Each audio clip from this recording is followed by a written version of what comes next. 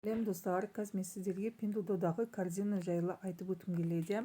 Корзинамызға біз өзіміздің ұнаған затымызды, алам деген затымызды жүрекше басу арқылы корзинамызға жинаймыз. Корзинамыз біздің астындағы личный кабинетімізде орналасқан.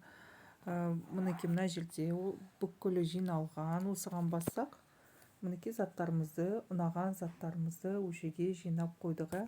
Корзинамызға келетін болсақ, үстінде мына жерде корзинамызда лупа орналасқан. Бұл лупа мынандай бүйтіп бүкілін листать етіп отырмас үшін үстіне лупаны бассаңыз, аяқ киім дейсіз, куртка дейсіз, өзіңіздің алғыңыз келген затыңызды тауып алуға болады. Немесе мына жерде мына фильтр орналасқан. Бұны астын бассаңыз, осындай қытайша жазулар шығады. Бұл жерде әр зат бөлек-бөлек салынған. Мысалы, біріншісін бассақ, мінекей бізде аяқ киімдер шығады. Одан кейін келесін бассақ, носки шығады. Одан кейін келесіде косметика шығады. Осылай мұны әр зат бөлек-бөлек салынған. Осылайды қалаған затыңызды тауып алуға болады.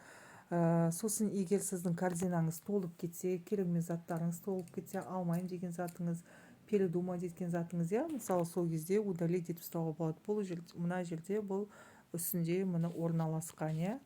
Бұны бір рет бассаңыз, астан мінекей осындай қытайша жазу шығады. Бұл жерде выделить все дейді. Бұны бассаңыз бүкілін выделить етеді. Немесе өзіңіз осылай қолыңызбен выделить етсеңіз, астында қызылды кнопканы басасыз. Удалить деген. Басасыз.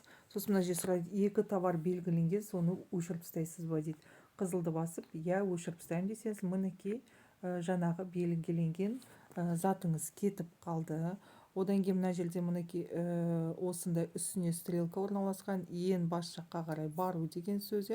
Сосын мына жерде мынау затыңыз, мынау қытайша жазу кетіп қалу керек міндетті түрде, себебі оплатаға кейбір кезде болады. Менде болды сондай, бүкіл белгілеп, мынау удалить дегенді алуға ұмытып кеттім. Бүкіл белгілеп сатып алуға жіберетін кезде байқамайына қызылды басып қалған кезде мен бүкіл төлеуге емес, наоборот удалить етіліп кетті менде.